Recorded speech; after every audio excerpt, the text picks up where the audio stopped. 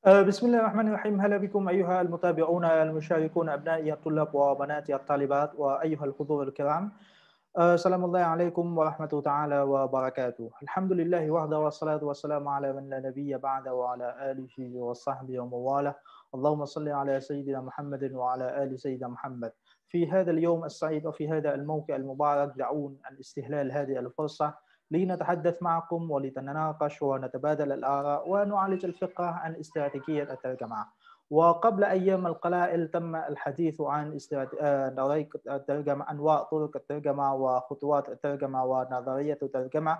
فحان الموعد نحن لنتناقش ونتبادل الآراء عن استراتيجية الترجمة. فقد كانت هذه الاستراتيجية تؤد من جزء لا يتجزأ من فن الترجمة، ولذا يقال أن هذه الاستراتيجية جزء مهم في عملية الترجمة. فلا أريد أن أطيل عليكم، دعوني أن أخذكم إلى الشاشة الجاهزة أمامكم. هذه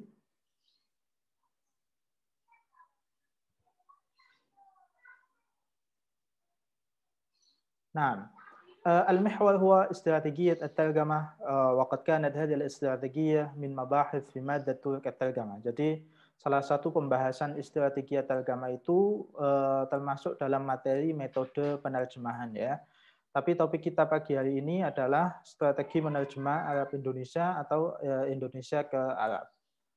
وفي البداية مقدمة لهذه العرض دعوني أناقش معكم المصطلحات الترجمة حول الترجمة. Jadi sebelum kita melangkah lebih jauh dalam mukaddimah ini kita akan mendiskusikan beberapa istilah yang sangat populer dalam terjemahan. Ada strategi terjemah, ada metode terjemah, dan ada teknik menerjemah dan lain sebagainya. Sebenarnya apa perbedaan ketiganya tersebut? Yang pertama adalah metode adalah opsi global yang mempengaruhi teks terjemahan secara keseluruhan. Jadi kalau metode itu semua, jadi hasil terjemahan ini mau bentuknya seperti apa lah, itu dibahas di metode terjemah. Sedangkan strategi itu berkaitan dengan mekanisme yang digunakan penerjemah untuk mencari solusi terhadap masalah-masalah sepanjang proses penerjemahan. Jika kita tidak menemukan padanan dalam bahasa sumber atau dalam bahasa sasaran, maka kita melakukan strategi dalam penerjemahan ya. Sedangkan teknik atau prosedurnya merupakan aplikasi dari strategi yang langsung berdampak pada tataran kata, frase atau kalimat dan yang sebenarnya. Jadi intinya at-tarjamah tabtadi' min at-tariqah mururan ila al-istrategiyyah ra'san ila al-uslub wal ijra' al-amaliyah wa taqniyah. Karena ada sebagian pendapat pakar itu mereka tidak mau menyebut teknik ya, tapi mereka lebih suka menyebutnya dengan prosedur menerjemahan. Tapi it's okay, nggak masalah. Yang penting terjemah itu dimulai dari menentukan metode, kemudian menentukan strategi, dan yang terakhir menentukan teknik atau prosedur penerjemahan. Selanjutnya, di antara beberapa ragam strategi penerjemahan itu sangat banyak ya. Mungkin yang familiar itu 11. Nah, adapun yang 11 itu seperti addition, subtraction, transposition, transfer, borrowing, equivalent, synonym, contraction, expansion, official translation, dan deletion dan modulation. Nah, pada siang hari ini kita akan membahas satu persatu di antara ke-11 ini. Yang pertama adalah addition. Apa yang dimaksud dengan addition yaitu proses menambahkan huruf yang memang huruf tersebut tuntutan daripada kata itu atau bahasa itu. Hal ini sifatnya wajib ya, bukan kok sakarepe mutarjim dia mau menambahkan atau tidak bisa, tapi wajib harus ada seperti itu. Salah satunya contohnya kita temukan dalam form addition.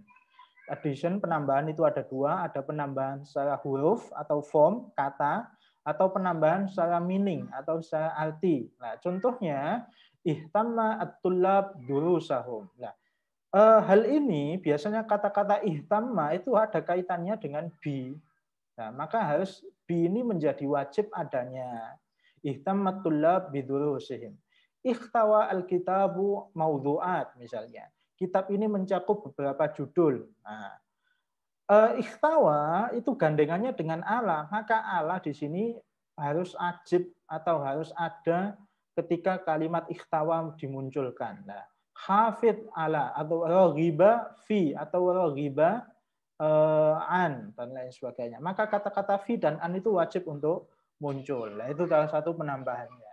Yang kedua adalah meaning addition, yaitu penambahan secara makna. Biasanya meaning addition ini digunakan pada kata-kata yang mengandung unsur budaya, ya. Biasanya ada yang ditulis di footnote atau di tulisan yang paling bawah atau endnote dan lain sebagainya. Misalnya ada istilah wali songo atau pecel atau blangkon atau gapiak misalnya. Itu kan nggak ada di Arab. Nah, ketika hal seperti itu tidak ada, maka mungkin kita bisa jelaskan maknanya. Tetap ditulis kata aslinya, pecel misalnya, tapi di bawahnya kita kasih tahu, oh pecel itu kumpulan nasi yang ada sayurnya, ada sambal kacangnya, ada kerupuknya, ada peyeknya, dan lain sebagainya. Lah, itu. Selanjutnya adalah subtraction atau pengurangan. Kalau tadi addition, sekarang pengurangan. Apa yang dimaksud dengan pengurangan di sini? Yaitu yuqsadu bihadzal naw' hadfu bunyatil kalimah wa mahalluha fil jumlah. Jadi membuang struktur kalimat yang ada dalam struktur kata yang ada dalam kalimat tersebut. Nah, dan pembuangan ini wajib adanya, sama ya, tidak bisa semaunya si penerjemah. Nah, adapun tujuan pengurangan ini adalah takhfif jumlah wal kalam. Jadi untuk meringankan beban kalimat atau kalam sendiri. Biasanya dalam ilmu linguistik umum ya itu dikenal dengan nama morphem zero atau morphem zero. Nah, tapi lebih terkenal dengan nama istitar atau al-hadf. Nah, yang pertama adalah istitar, yaitu pelepasan pronominal yang sebagai subjek dalam verbal. Contohnya, kalau misalnya bahasa Indonesia itu ada subjek, predikat, objek. Ya, saya menulis pelajaran, misalnya. Saya subjek menulis pelajaran, oh itu objek. Tapi dalam bahasa Arab tidak menyebutkan subjek. Kenapa? Karena predikatnya itu sudah bisa mengandung subjek. Ya. Maka kita cukup aktubu ad-darsa. Nah, subjeknya mana? Subjeknya yaitu istitar, disembunyikan dalam kata-kata aktubu tadi berupa domir, takdiruhu ana, dan lain sebagainya. Ya. Adapun al-hadaf, ya, biasanya membilangkan salah satu unsur dari konstruksi fase yang paling melengkapi, al-hadaf. Biasanya ini terjadi dalam isim mausul, khobar, dan lain sebagainya. Misalnya contohnya, saya membeli buku baru misalnya. Ashtari kitaban kana jadidan. Nah, ishtari itu kitaban alladhi al-jadid. Kan tidak mungkin seperti itu. Langsung aja ishtari itu al-kitab al-jadid. Padahal kata-kata yangnya kalau dalam bahasa Indonesia itu kan dihapus, maka dalam bahasa Arab tidak perlu dicantumkan kata-kata yang tersebut. Biasanya itu terjadi di asma al-mausulah, maka wajib dibuang. Nah, selanjutnya adalah transposisi. Apa yang dimaksud transposisi? Itu adalah menerjemahkan tarjamatul jumlah wal faqr atau menerjemahkan kalimat atau paragraf. Waqad yu'addu wujuban wa ikhtiyaran haitsu sya'al mutarjim. Sedangkan transposisi ini bisa dibuang, bisa wajib atau bisa juga sakarepe mutarjim. Ya.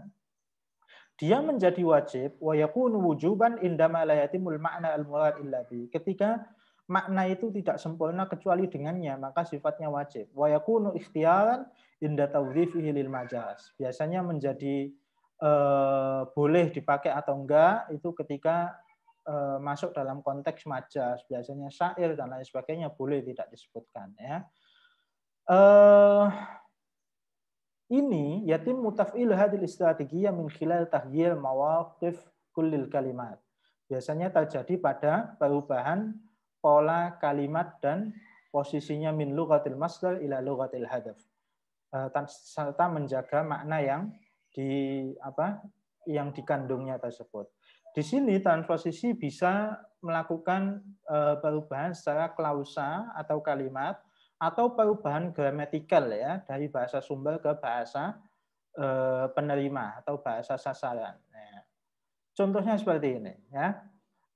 Ketika dalam bahasa Indonesia kita menemukan mahasiswa mengajukan kepadaku sebuah pertanyaan seputar penerjemahan ya. Mahasiswa subjek mengajukan predikat, kepadaku objek ya, sebuah pertanyaan objek kedua seputar penerjemahan keterangan. Maka transposisi ini bisa berubah susunannya, yang seharusnya subjek, predikat, objek, objek, keterangan. Tapi dalam bahasa Arab, sa'alani at-talibu su'alan haulat tarjamah. Jadi objeknya bisa didahulukan setelah predikatnya. Jadi subjeknya bisa datang setelah predikat dan objek. Ya, itu contohnya. Laila membeli buku baru. Ya, Laila subjek memiliki predikat, buku, objek, baru keterangan sifat ya, yang berjudul metode terjemah, itu keterangannya. Lilaila berarti kan lilaila itu berarti Laila mempunyai. Berarti didahulukan mana? Didahulukan subjeknya, meskipun didahulukan predikatnya. Lilaila kitabun. Nah, unwanuhu turuqut tarjamah. Ini seperti ini susunan transposisi ya. Transposisi artinya memindahkan posisi dari susunan bahasa sumber ke susunan bahasa target. Nah, atau bisa berbentuk dari yang semula terjemahnya fi'il mabni ma'lum dirubah ke fi'il mabni majhul atau sebaliknya dari majhul ke ma'lum. Kitab yang dibeli Aisyah. Nah, kitab yang dibeli Aisyah berarti hadzal kitab ishtarathu Aisyah. Hadzal kitabul ladzi ishtarathu Aisyah. Mana ada fi'il majhul di sini? Maka ada perubahan dari maklum ke majhul dan majhul ke ma'lum. Jadi perpindahan posisi dari susunan bahasa sumber ke bahasa sasaran atau bahasa sasaran ke bahasa sumbernya. Selanjutnya adalah transfer, pemindahan. Ya. Ini terjadi pada pengalian fungsi sintaksis atau kategori atau kata sasaran bahasa sumber ke bahasa penerima. Biasanya proses transfer ini terjadi merupakan bentuk daripada model atau metode penerjemahan setia atau harfiah. Al-lughat contohnya adalah al-lughatu ibaratul mutakallim an maqsudihi. Itu kalau kita lihat berarti susunannya adalah subjek predikat ya, mubtada khobar. Al-lughatu ibaratul mutakallim al maqsudihi. Jadi ibaratul mutakallim itu predikat ya. Al-lughatu subjek, ibaratul mutakallim predikat. Bahasa merupakan ungkapan ekspresi seseorang atas apa yang dia kehendaki. Jadi proses penimbahan meskipun itu susunannya berbeda di bahasa sumber, tapi dalam bahasa sasaran disesuaikan. Ya, yang penting subjek predikatnya terpenuhi dan ada di dalamnya. Selanjutnya adalah borrowing, peminjaman. Ya. Biasanya ketika dalam proses menerjemah kita menemukan kosakata dalam bahasa sumber yang belum ada terjemahnya dalam bahasa sasarannya, atau ada tapi kurang familiar di antara para pengguna bahasa tersebut. Contohnya, misalnya kita menerjemahkan kata-kata Universitas Gadjah Mada, ya. Kita tidak mungkin menerjemahkan Jami'atul Fil, kan nggak mungkin, ya. Maka tetap Jami'atul Gadjah Mada atau Facebook, ya.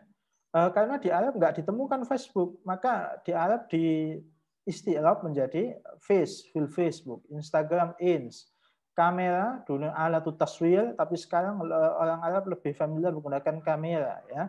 Email, kalau dulu barit elektronik, tapi sekarang berkembang menjadi email. Ya, seperti yang kita temukan di modern standar Arabic, tilfas, televisi, sekretir, kapten, dan lain sebagainya. Atau yang lebih familiar sekarang adalah kata-kata virus. Ya.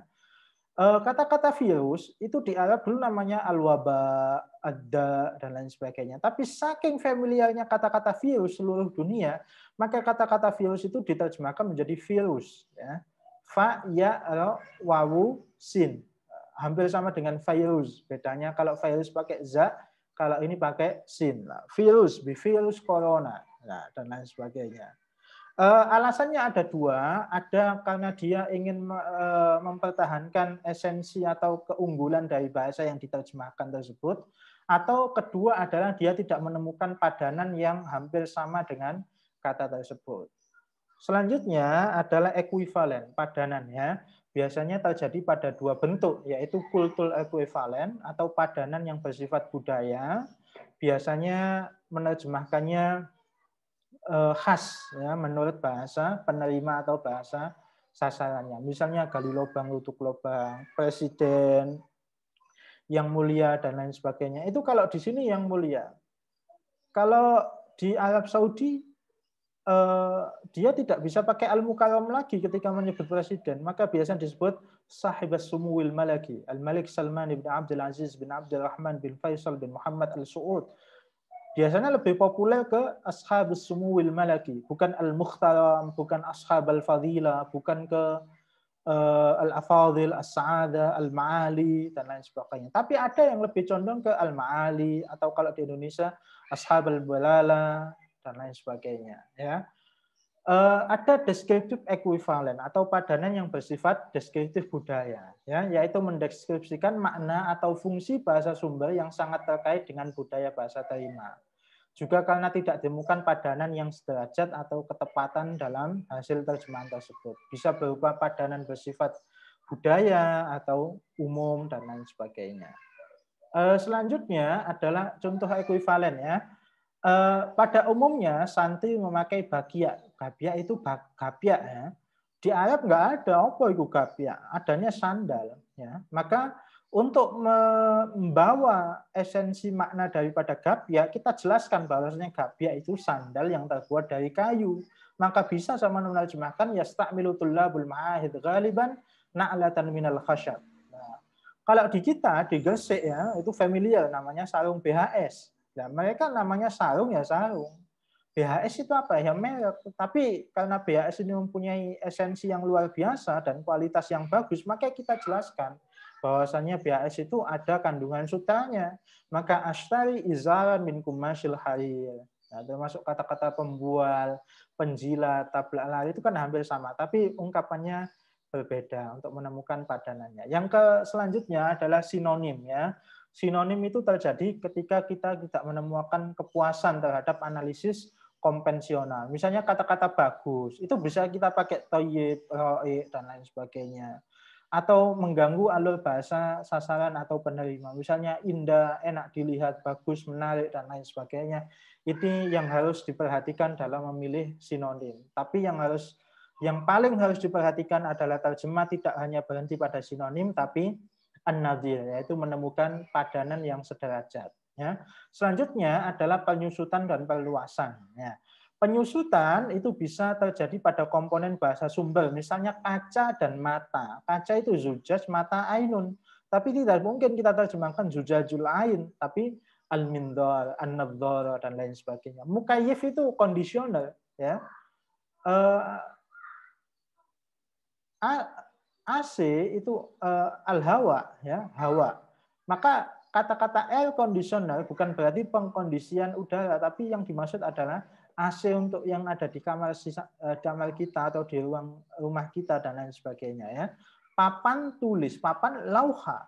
Tulis kitabah, bukan kitabatul lauha atau lauhatul kitabah, tapi saburatun, ya. Atau terjadi pada bentuk perluasan terhadap unsur pada bahasa penerima, ya. Contohnya internet, mikrofon, email, kalkulator, dan lain sebagainya. Itu dulu di Arab dulu namanya ada internet dinamakan syabakah dauliyah. Tapi karena saking familiarnya internet di luar dunia Arab, lebih familiar dengan kata-kata internet, maka kata-kata internet diserap dalam bahasa Arab. Berarti internet, ya. Mikrofon, mukabbir as-saut. Nah, ada orang yang mengatakan mikrofon, ya. Tidak lagi mengatakan mukabbir saut. Meskipun mukabbir saut itu betul. Berarti kata ini mengalami perluasan makna. Selanjutnya adalah official translation. Ada terjemahan resmi, ya. Yang pertama, terjemah resmi itu ada kaidah yang tetap kata-katanya, ya. Yang kedua, itu bisa kita lakukan kalau kita menelaah sebuah referensi khusus yang dikeluarkan oleh lembaga resmi. Nah, misalnya penerjemahan resmi. Misalnya menyebutkan kata-kata presiden, itu bisa katakan raisud daulah. Tapi kalau di sebagian negara tidak disebut raisud daulah, tapi amir, ya, Qatar, namanya amir daulati Qatar, ya. Terus hakim. Hakim itu apa? Hakim itu bisa kalau di tempat lain dinamakan gubernur, hakim, hakim Dubai, atau penguasa atau yang mengurusi urusan Dubai, ya, hakim Asy-Syarqah, hakim Abu Dhabi dan lain sebagainya. Amir juga bisa pakai untuk gubernur, Amir Mintaqatil Riyadh.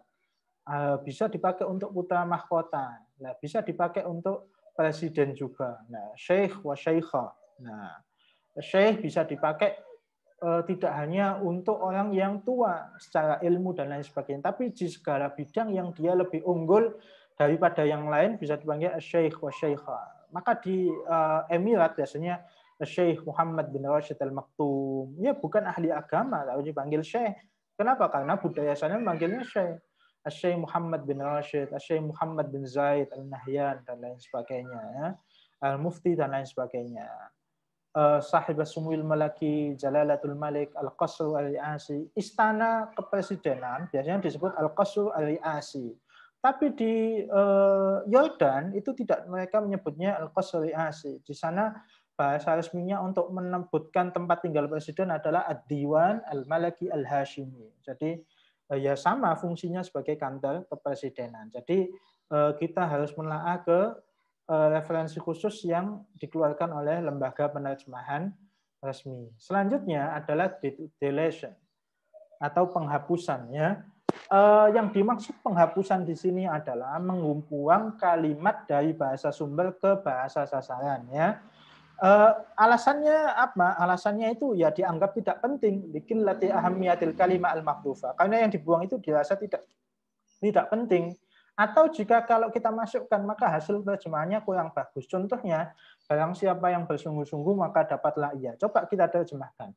Man alladzi yajidu fahuwa sayanalu. Kan nggak enak. Maka langsung saja ada beberapa unsur dalam bahasa Indonesia yang kita buang.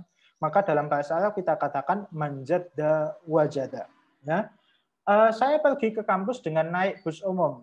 Ana adhabu ilal jami'ah bi rukub al-hafilah al-amma. Nah, langsung saja adhabu ilal jami'ah bil bas.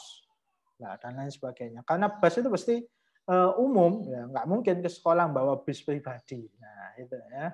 Tidak boleh disebutkan al-hafilah al-amma. Tapi ya namanya bus ya umum. Ya. Selanjutnya yang terakhir adalah modulasi, ya. Yang dimaksud modulasi adalah menerjemahkan ibarat-ibarat ungkapan atau uslub gaya bahasa dari berbagai bentuknya, ya. Dan ini dilakukan ketika terjemah harfiah dianggap lagi tidak mampu memenuhi hasil terjemahan yang diinginkan. Contohnya, misalnya terjemahan dari bentuk maklum ke majhul atau majhul ke maklum. Al-ilmu nurun, ya. Maka di situ kata-kata seharusnya ilmu adalah cahaya atau ilmu itu cahaya. Nah, kata-kata adalah dan itu tidak perlu lagi diungkapkan dalam bahasa al-ilmu huwan nur atau al-ilmu apa dan lain sebagainya, tapi langsung al-ilmu nurun dan lain sebagainya. Ya, saya kira itu pembahasan tentang strategi menerjemah. Ya, karena kita latihan menerjemah, jadi kita tidak perlu menggunakan Google terlebih dahulu, ya. Maka kita katakan wadaan targamatu Google. Nah, khalas. Intahina mina al-mabhath fa nashkurukum ala husnil insat wal mutaba'ah. Tamaniyati daiman lakum wa lakum bitaufiq wa najah bataliyah. Dumtum bi khair wa afiyah. Assalamualaikum warahmatullahi wabarakatuh. Wada'an.